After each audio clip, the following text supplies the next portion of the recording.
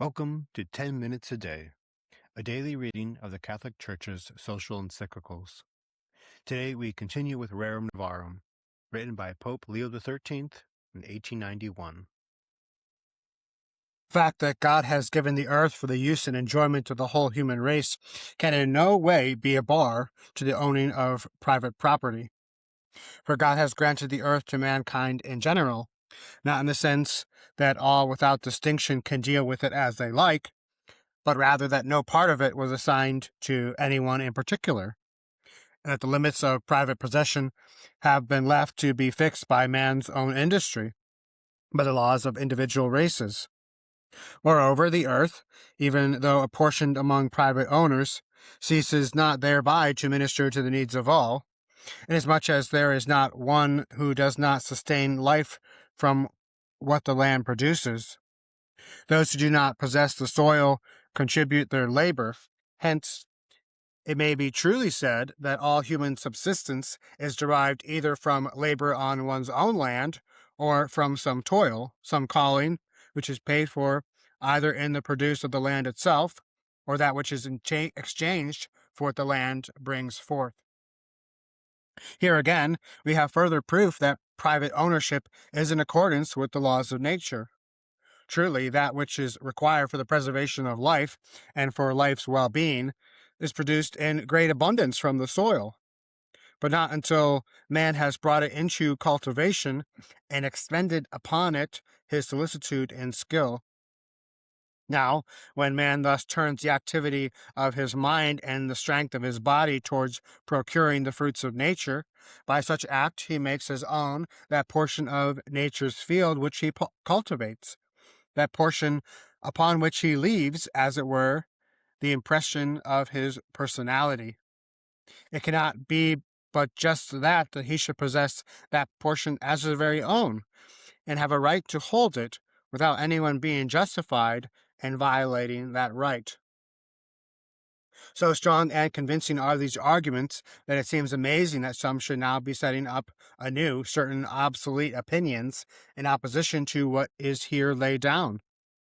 They assert that it is right for private persons to have the use of the soil and its various fruits, but that it is unjust for anyone to possess outright either the land on which he has built or the estate which he has brought under cultivation. But those who deny these rights do not perceive that they are defrauding men of what his own labor has produced. For the soil which is tilled and cultivated with toil and skill utterly changes its condition. It was wild before, now it is fruitful. It was barren, but now brings forth abundance. That which is thus altered and improved, the land becomes so truly part of itself as to be in great measure indistinguishable and separable from it. It is just that the fruit of a man's own sweat and labor should be possessed and enjoyed by anyone else. As effects follow their cause, so it is just and right that the results of labor should belong to those who have bestowed their labor. With reason, then, the common opinion of mankind, little affected by the few dissidents who have contended for the opposite view, has found in the careful study of nature and the laws of nature the foundations of the division of property, and the practice of all ages has consecrated the principle of private ownership as being preeminently in conformity with human nature, and as conducing in the most unmistakable manner to the peace and tranquility of human existence. The same principle is confirmed and enforced by the civil laws which, so long as they are just, derive from the law of nature their binding force. The authority of the divine law adds its sanction, forbidding us in severest terms even to covet that which is another's.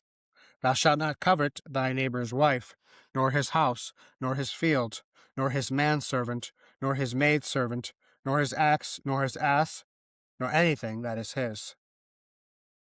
These rights here spoken of, belonging to each individual man, are seen in a much stronger light when considered in relation to man's social and domestic obligations. In choosing a state of life, it is indisputable that all are at full liberty to follow the counsel of Jesus Christ as to observing virginity, or to bind themselves by the marriage tie. No human law can abolish the natural and original right of marriage, nor in any way limit the chief and principal purpose of marriage ordained by God's authority from the beginning: increase and multiply. Hence we have the family, the society of a man's house, a society very small, one must admit, but nevertheless a true society, and one older than any state. Consequently, it has rights and duties peculiar to itself, which are quite independent of the state. The right to property, therefore, which has been proved to belong naturally to individual persons, must then likewise belong to a man in the capacity of head of a family. Nay, that right is all the stronger in proportion as the human person receives a wider extension in the family group. It is the most sacred law of nature that a father should provide food and all necessaries for those whom he has begotten. And similarly, it is natural that he should wish that his children, who carry on, so to speak, and continue his personality, should be by him provided with all that is needful to enable them to keep themselves decently from want and misery amid the uncertainties of this mortal life. Now, in no other way can a father effect this except by the ownership of productive property, which he can transmit to his children by inheritance.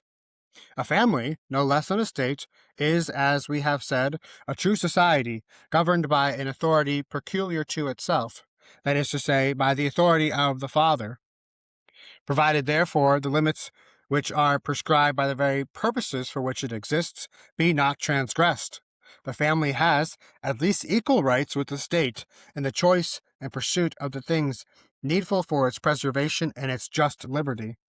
We say, at least equal rights, for inasmuch as the domestic household is antecedent, as well as in idea as in fact, to the gathering of men into a community, the family must have rights and duties which are prior to those of the community, and founded more immediately in nature.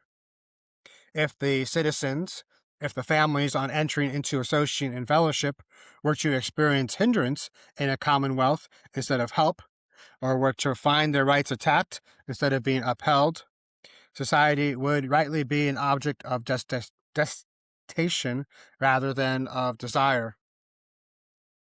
The contention, then, that the civil government should at its option intrude into and exercise immediate control over the family and the household is a great and pernicious error.